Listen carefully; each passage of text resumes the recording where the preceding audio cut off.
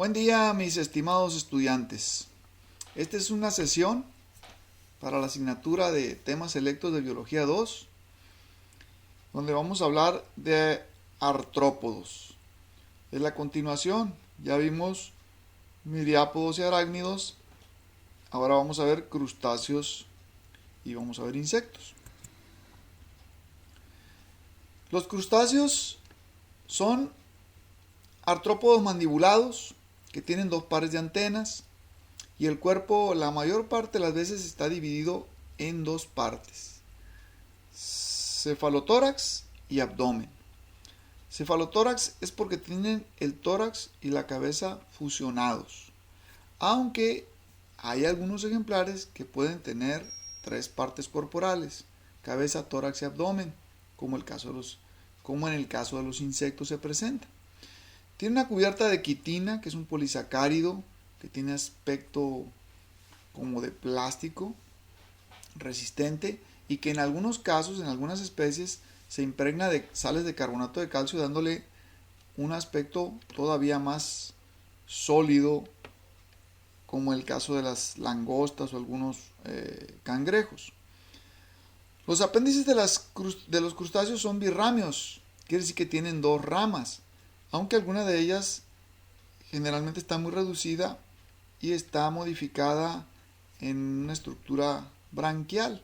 Recordarán ustedes que estos organismos son predominantemente acuáticos, por lo que su respiración es branquial. Cerca de la boca hay dos apéndices denominados maxilípedos que sirven para aproximar el alimento y, hacer más eficiente la ingesta, la obtención del objeto que se vayan a comer. En el último segmento del abdomen se encuentran unos apéndices que se conocen como urópodos. Aquí vemos 4 de los principales grupos de crustáceos, dentro de los que destaca los decápodos, que es el crustáceo yo creo más conocido, que incluyen camarones, langostas, cangrejos, y su nombre quiere decir que tienen 10 patas, deca 10, podios patas, 5 patas a cada lado. Tenemos los copépodos, que no son tan conocidos, pero sí son muy importantes, y no son tan conocidos porque son microscópicos y son componentes del plancton.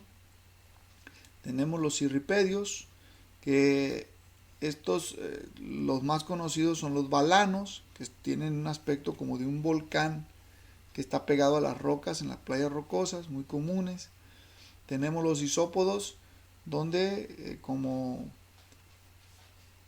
formas más conocidas tenemos las cochinillas de humedad. Aquí ven una serie de imágenes donde se ven ejemplos de crustáceos, desde el cangrejo ermitaño. Recordarás que es un cangrejo que se apropia de una concha de caracol. El buey de mar, las centollas, que son esos cangrejos grandotes que se capturaban allá en el mar de Bering, en aquellos programas de Discovery conocidos como pesca mortal. Cangrejos de río, las langostas, los camarones de diferentes especies. Acuérdate que tenemos una captura de camarón importante acá para el lado norte de nuestro estado, y de langosta también. Aquí tenemos las cochinillas de humedad, tenemos los balanos, las pulgas de agua, que ahorita vamos a verlas un poquito más a detalle, que pertenecen al grupo de los cladoceros. Esta es una langosta clásica.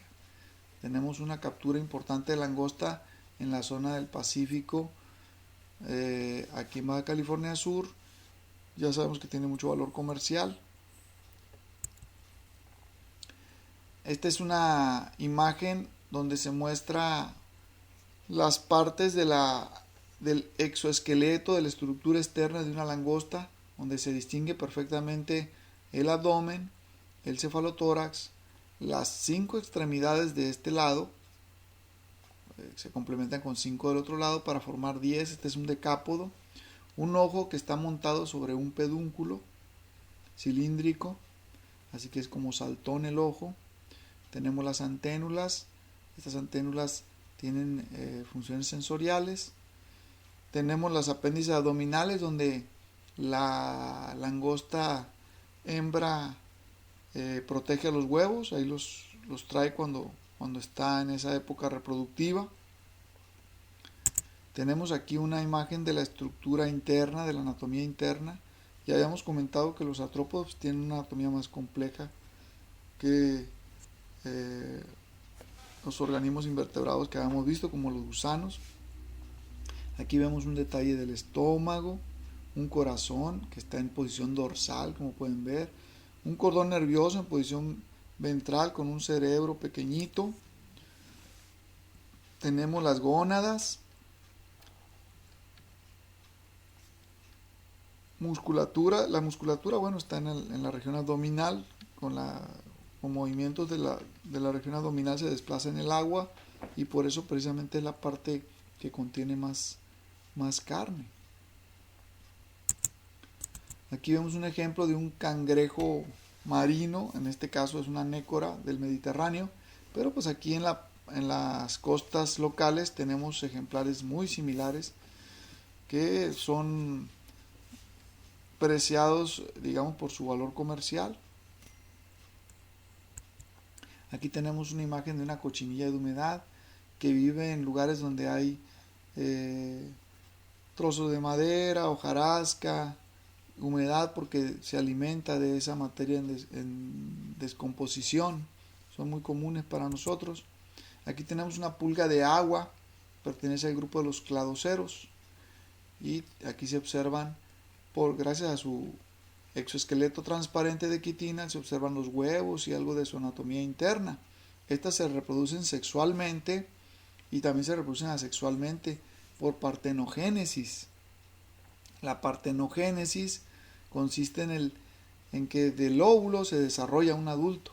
Obviamente este adulto es haploide y es hembra. Es un mecanismo eficiente para reproducirse rápidamente sin necesidad de interactuar con un macho. Sin embargo, pues no te da la misma ventaja que la reproducción sexual en cuanto a variación genética. Pero no es la pulga de agua la única que lo hace. Varios organismos de este filo lo hacen.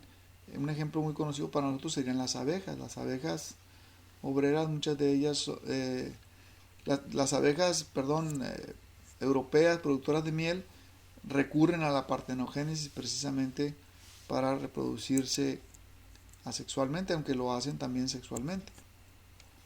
Tenemos aquí una imagen de krill, que es un pequeño crustáceo, pertenece al grupo de los eufácidos. Hay hasta algunas 85 especies. Pueden crecer, digamos, su máxima talla sería alrededor de unos 7 centímetros. Y bueno, tienen una digamos, composición que los hace un excelente alimento para las ballenas, y se reproducen rápidamente, forman grandes manchas en el agua como organismos planctónicos, y las ballenas se alimentan a partir de ellos. Clásico alimento de las ballenas, parece un camarón, ¿verdad? Aquí tenemos las principales características ahora de los insectos.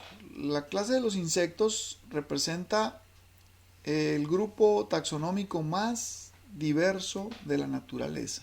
Viven en mar, tierra, aire, en todos lados y en todos los climas del planeta, y andan por arriba de las 900.000 especies identificadas, y se cree que hay muchas más todavía por identificar.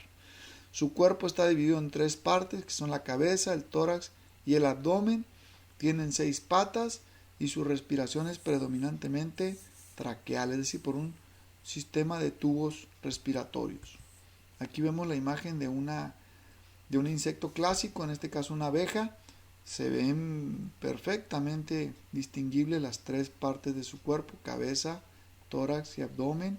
El abdomen termina en un aguijón que es venenoso, aunque no es muy peligroso el veneno, pero sí le sirve para defenderse. Aquí tenemos las aperturas respiratorias en posición ventral. En este caso, esta especie tiene 4 alas. Las abejas, las avispas tienen 4 alas, a diferencia de las moscas, que nada más tienen 2. Tiene un ojo compuesto, que es un ojo bastante complejo, que les permite una visión bastante precisa. tienen un cerebro, su boca se adapta dependiendo del tipo de alimentación que tenga el organismo. En este caso tienen un aparato bucal pues especializado para comer néctar de las flores, una antena sensorial y sus patas locomotoras, 6 como todos los insectos. Aquí tenemos un detalle de los órganos bucales de diferentes tipos de insectos en función de su alimentación.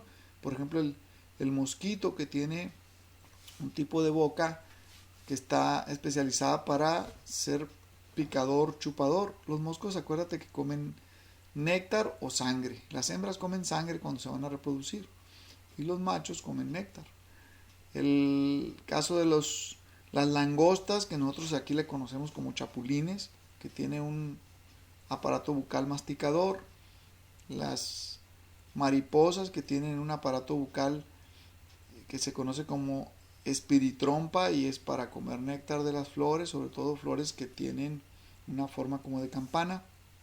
Tenemos las abejas, cuyo órgano bucal es masticador lamedor. En cuestión del ciclo de vida y de la reproducción, bueno, ya dijimos que se reproducen sexual o asexualmente.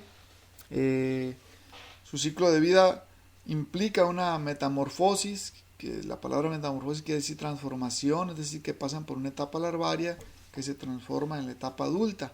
Hay dos tipos de metamorfosis: la metamorfosis sencilla, como la de las langostas, los chapulines, donde el juvenil se parece mucho al adulto, y una metamorfosis completa y compleja, donde el organismo pequeño es diferente físicamente al organismo adulto. Aquí lo vemos en la imagen. Pasa por 4 etapas: una de huevos, la oruga, la crisálida y el adulto. En las moscas también lo podemos ver igual. Cuando ven las moscas en la basura, generalmente se ven como gusanitos blancos. Pasan los días y se convierte en una especie de granito café en forma como de arroz alargadito, y esa es la crisálida, y de ahí sale la mosca adulta. Aquí ves un detalle de la anatomía externa de un insecto con sus 3 partes corporales: cabeza, tórax, abdomen. En este caso este escarabajo tiene 4 alas, unas alas rígidas y unas alas más flexibles, que son en realidad las que le sirven para el vuelo, las antenas sensoriales y sus patas.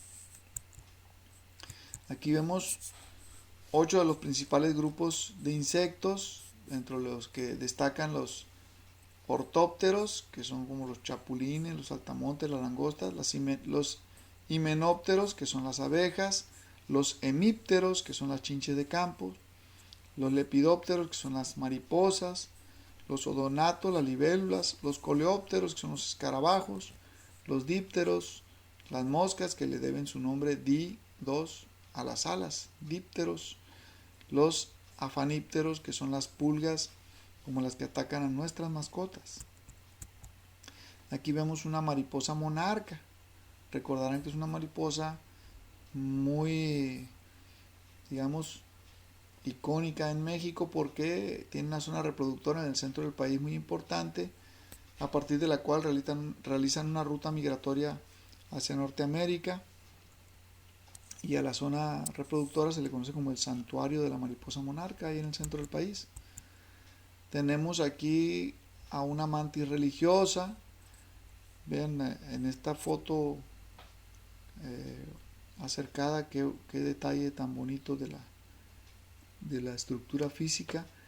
Recordarán que hemos platicado que se reproducen sexualmente y la hembra termina por comerse al macho para hacerse de una reserva de energía que garantice de alguna manera el éxito de las crías. Aquí tenemos un insecto palo, que es parecido a la mantis, pero que su camuflaje es para confundirse con un palo, con un pedazo de tronco seco en la naturaleza, y que le sirve muchísimo porque le permite emboscar presas y le permite también huir de los potenciales depredadores. Aquí tenemos una cochinita o mariquita, que se llaman de diferentes maneras dependiendo de la región. Son de colores Hay veces rojas, negras, tienen amarillo algunas especies, son muy diversas y muy bonitas, pequeñitas. Son a veces, incluso a veces se reproducen tanto que pueden llegar a ser una plaga para algunos cultivos agrícolas. Aquí tenemos una libélula, que es una maravilla. Las libélulas tienen 4 alas, vuelan con una gran estabilidad, son cazadoras, incluso pueden capturar insectos voladores. Aquí tienen unas mandíbulas bien poderosas con las que se capturan, con ayuda de las patas y las mandíbulas, capturan las presas y se las pueden comer. Aquí tenemos algún par de ejemplos de orugas de diferentes especies de mariposa.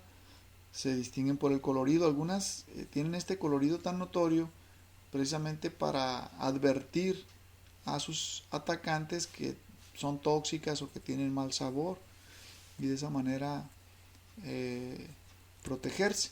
Miren, aquí vemos otra muy bonita también, de diferente forma. Aquí tenemos un hemíptero, una chinche, que son muy comunes estas aquí en el monte de la región. Ahí las van a ver posadas sobre las plantas. Las abejas, que ya sabemos que es un insecto muy importante, sobre todo por su labor de polinizadores, favorece la reproducción vegetal. Y aquí vemos claramente una reina al centro para que puedan comparar con una obrera. Las reinas pues, son las abejas reproductoras. Recuerden que hay ciertas diferencias, no solamente el tamaño, sino que, por ejemplo, una obrera pica y se muere. Nada más puede picar una vez. Una reina puede picar varias veces. Y la única diferencia entre las dos, genéticamente no hay ninguna.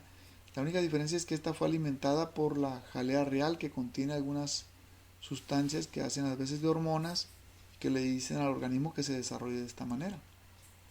Aquí vemos la obrera, la reina y el macho reproductor, el famoso zángano. Aquí tenemos también en las hormigas la reina, un macho, y las obreras y los soldados. Ya saben que tanto abejas como reinas crean esas sociedades de cooperación donde todo gira en torno a una reina reproductora y al cuidado de las crías.